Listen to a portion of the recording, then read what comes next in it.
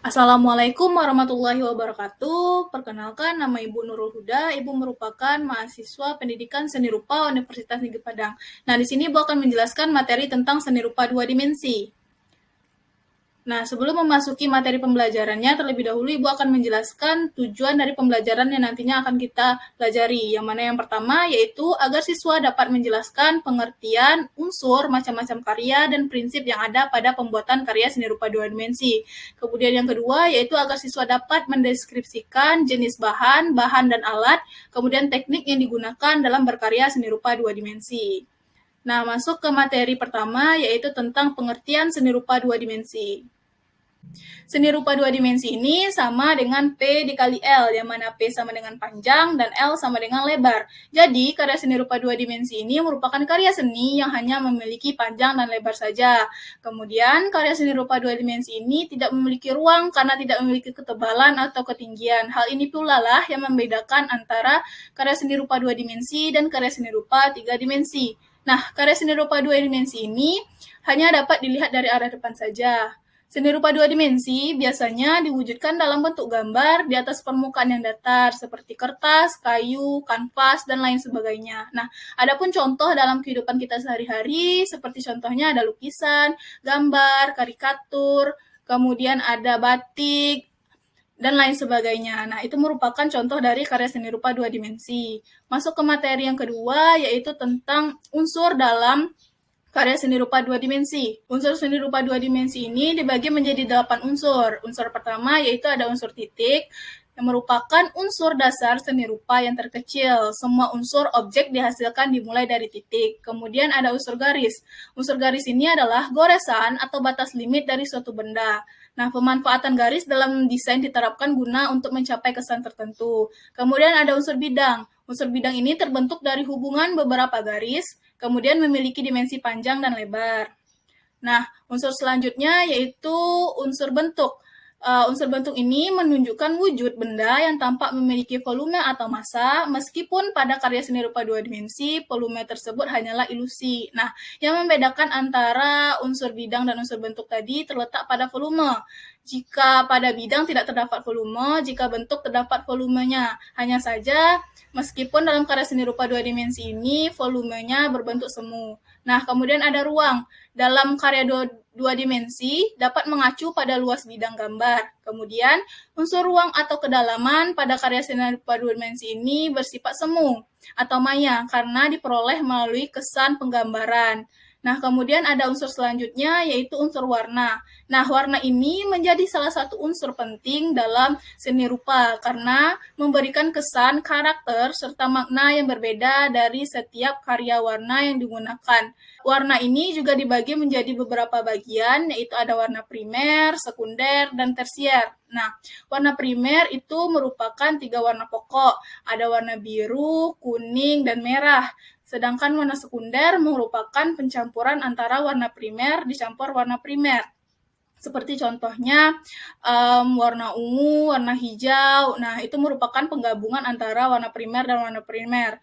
Kemudian ada warna tersier, yaitu gabungan antara warna primer dan warna sekunder. Seperti contohnya warna coklat dan lain sebagainya. Nah, masuk ke unsur selanjutnya yaitu unsur tekstur, yang mana tekstur ini merupakan sifat permukaan sebuah benda. Nah, ada 2 jenis tekstur, yaitu ada tekstur nyata dan tekstur maya atau semu. Nah, tekstur nyata ini yaitu antara yang kita lihat dan yang kita raba itu sama, sedangkan tekstur semu atau tekstur maya yaitu berbeda antara yang kita lihat dan yang kita rasakan. Nah, kemudian ada unsur selanjutnya yaitu unsur gelap terang. Dalam karya seni rupa dua dimensi, unsur gelap terang ini dapat berfungsi untuk menggambarkan benda menjadi kesan 3 dimensi. Gelap terang ini menyatakan kesan ruang atau kedalaman dan memberi perbedaan atau kontras. Nah, masuk ke materi selanjutnya, yaitu tentang macam-macam karya seni rupa dua dimensi. Karya seni rupa dua dimensi ini ada berbagai macam karya, yang mana yang pertama yaitu ada lukisan. Nah, lukisan ini merupakan karya seni yang pembuatannya dilakukan dengan memoleskan cat dan alat kuas lukis, palet, dan peralatan lainnya pada bidang datar. Kemudian ada gambar. Gambar adalah kegiatan membuat tanda-tanda tertentu di atas permukaan dengan mengolah goresan dari ala gambar dengan berbagai teknik dan pilihan. Jadi yang membedakan antara lukisan dan gambar yaitu jika lukisan menggunakan cat dan kuas, sedangkan gambar itu menggunakan tinta dan pena. Kemudian ada fotografi. Fotografi merupakan seni atau proses penghasil gambar atau foto dan cahaya pada film. Nah, karya seni fotografi ini harus memiliki nilai estetika di dalamnya. Kemudian masuk ke macam-macam karya seni rupa lainnya, yaitu ada karya seni kaligrafi. Kaligrafi adalah seni menulis dengan indah dengan pena sebagai hiasan. Nah, kaligrafi merupakan suatu karya seni yang artistik yang kebanyakan dibuat dalam bahasa Arab dan dibuat memakai berbagai macam media. Kemudian ada karya seni rupa dua dimensi, grafis. Grafis adalah cabang seni rupa yang proses pembuatan karyanya menggunakan teknik cetak, biasanya di atas kertas. Kemudian ada karya poster. Poster, pembuatannya biasanya di atas kertas dan membentuk suatu wujud yang mampu memberikan suatu informasi. Masuk ke macam karya seni rupa dua dimensi lainnya, yaitu mural. Mural adalah cara menggambar atau melukis di atas media dinding, tembok, atau permukaan luas yang bersifat permanen. Nah, kemudian ada karya mozaik. Mozaik dibuat dengan cara menyusun sebuah benda sampai membentuk wujud tertentu. Nah, wujud yang dihasilkan harus mempunyai nilai estetika dan membutuhkan bahan tertentu. Kemudian ada ragam hias. Nah, ragam hias atau motif ini adalah bentuk dasar hiasan yang umumnya diulang-ulang sehingga menjadi pola dalam suatu karya kerajinan atau kesenian. Nah, itu tadi macam-macam karya seni rupa dua dimensi. Masuk ke materi selanjutnya, yaitu tentang prinsip seni rupa dua dimensi. Yang pertama, yaitu ada prinsip kesatuan.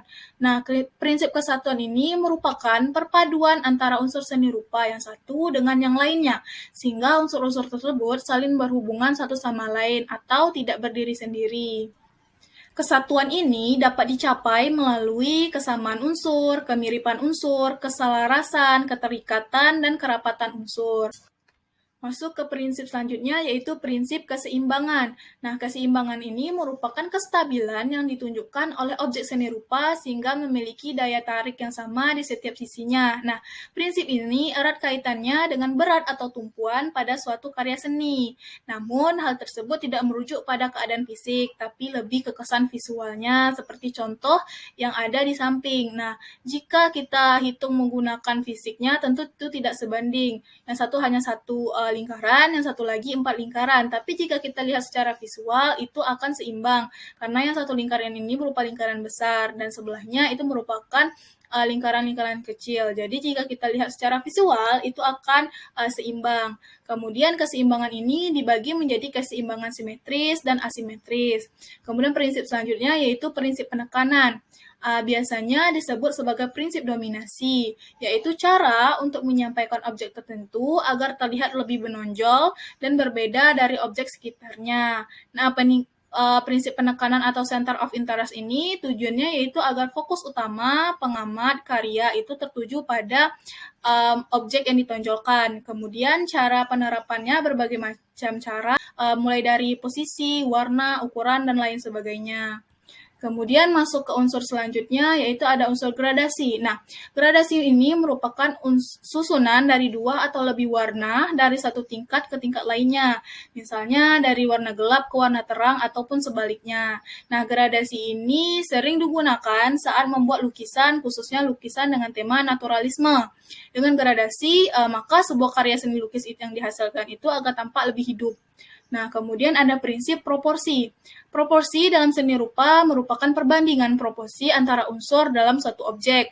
Nah, proporsi dikelompokkan menjadi 3 pola, yaitu ada simetris, asimetris, dan bebas. Nah, masuk ke prinsip selanjutnya, yaitu prinsip keselarasan, yang mana prinsip keselarasan ini digunakan untuk menyatukan unsur-unsur yang ada dalam seni rupa agar menciptakan suatu perpaduan yang selaras. Untuk mencapai keselarasan ini, seniman bisa menggunakan berbagai macam cara, misalnya dengan mengatur warna, mengatur pencahayaan, atau menata bentuk.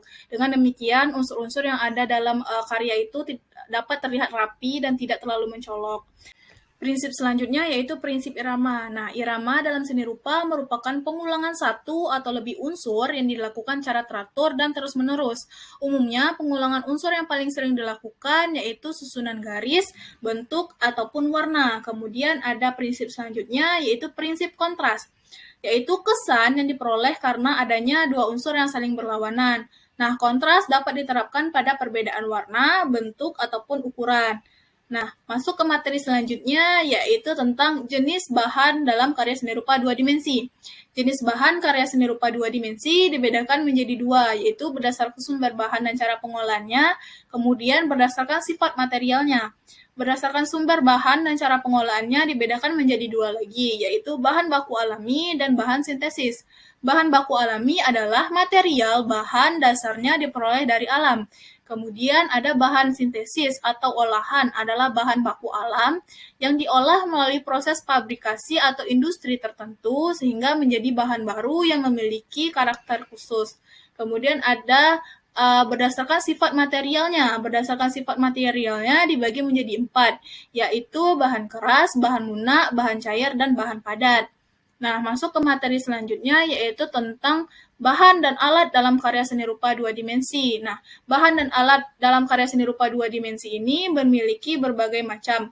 Hanya saja nanti Ibu akan menjelaskan beberapa bahan dan alat yang umumnya digunakan dalam pembuatan karya seni rupa dua dimensi. Nah, yang pertama yaitu ada pensil. Pensil dibuat dengan campuran grafit dan tanah liat. Nah, pensil ini dapat menghasilkan sketsa dan lukisan. Kemudian ada konte. Konte bertekstur halus dan berwarna sangat hitam atau bisa dikatakan memiliki warna yang hitam legam. Kemudian ada pensil warna. Pensil warna ini banyak digunakan untuk membuat karya berupa lukisan. Nah, pensil warna terdiri dari berbagai macam warna-warna dan memiliki tekstur yang lembut. Kemudian ada krayon. Krayon terbuat dari unsur lilin dan kapur sehingga penggunaannya terbilang mudah dan sangat akrab bagi para pelukis pemula. Nah, kemudian ada pena. Pena merupakan alat yang bahannya terbuat dari tinta, di mana tinta yang ada dalam pena sering hanya didominasi 3 warna tertentu, yaitu warna hitam, biru, dan merah. Meskipun ada warna-warna lainnya, hanya saja yang umumnya dijumpai yaitu warna hitam, biru, dan merah. Selanjutnya ada cat air. Nah, cat air ini memiliki sifat transparan dan mudah larut.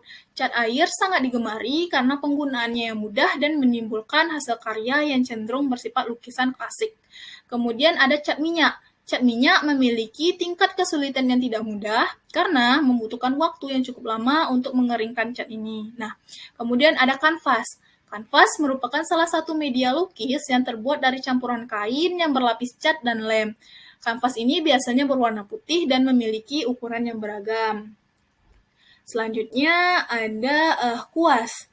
Kuas merupakan alat yang digunakan dalam mengerjakan sebuah karya lukisan. Nah, kuas berguna menggoreskan baik itu cat minyak maupun cat air ataupun bahan-bahan lainnya ke dalam media lukis untuk menghasilkan sebuah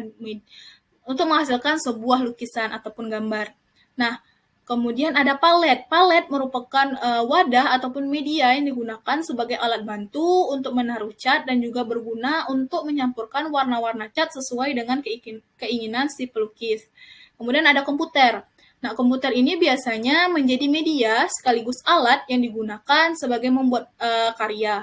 Nah, komputer dapat menjadi media pendukung hasil karya seni rupa dua dimensi yang menggunakan teknik tertentu, seperti gambar digital. Nah, itu tadi bahan dan alat yang digunakan dalam membuat karya seni rupa dua dimensi. Masuk ke materi selanjutnya yaitu tentang teknik seni rupa dua dimensi. Nah, teknik dalam seni rupa dua dimensi yang pertama yaitu ada teknik plakat. Merupakan teknik melukis dengan menggunakan cat minyak, cat poster, ataupun cat akrilik dengan goresan yang tebal agar mendapatkan hasil yang pekat dan padat. Kemudian ada teknik akuarel. Nah, teknik untuk melukis seni rupa menggambar dengan menggunakan cat air, sabun-sabun warna untuk melukis harus tipis agar hasilnya juga tampak seperti transparan. Nah, kemudian ada teknik kolase. Teknik kolase merupakan teknik yang biasanya disusun dari potongan-potongan foto atau gambar kecil lainnya yang kemudian ditempel dengan menggunakan lem. Kemudian ada teknik mozaik, yaitu merupakan teknik yang disusun oleh panel, potongan, ataupun berbagai macam warna saja. Nah, kemudian ada teknik linear, merupakan teknik untuk menggambar objek dengan menggunakan pola garis dari pensil ataupun pena. Nah, adapun teknik selanjutnya yaitu teknik Dussel, merupakan teknik yang digunakan untuk membuat gelap terang pada objek lukis dengan goresan-goresan miring yang menggunakan pensil. Kemudian disapukan menggunakan tisu ataupun kain. Kemudian ada teknik pointillis. Nah, teknik pointillis ini merupakan teknik yang digunakan untuk menghitamkan objek lukis dengan beberapa titik yang diberikan. Nah, selanjutnya ada teknik blok. Nah, teknik blok merupakan teknik yang digunakan untuk menutupi objek lukis dengan menggunakan satu warna. Kemudian ada teknik arsier. Nah, teknik arsier ini merupakan teknik yang digunakan untuk menutupi objek lukis dengan pulasan garis sejajar ataupun garis menyilang dengan menggunakan pensil atau pena. Kemudian ada teknik anyam. Teknik anyam digunakan untuk menumpang tindih dan juga untuk menyilangkan bahan-bahan yang ada sehingga menghasilkan karya seni anyam. Biasanya bahan yang digunakan dalam anyam ini ada bahan-bahan tertentu seperti contohnya ada bambu, kemudian ada rotan dan lain sebagainya. Nah, itu tadi materi tentang karya seni rupa 2 dimensi. Ibu harap dapat bermanfaat dan dapat menambah wawasan Anda tentang materi seni rupa 2 dimensi. Ibu akhiri dengan wabillahi taufiq wal hidayah. Wassalamualaikum warahmatullahi wabarakatuh.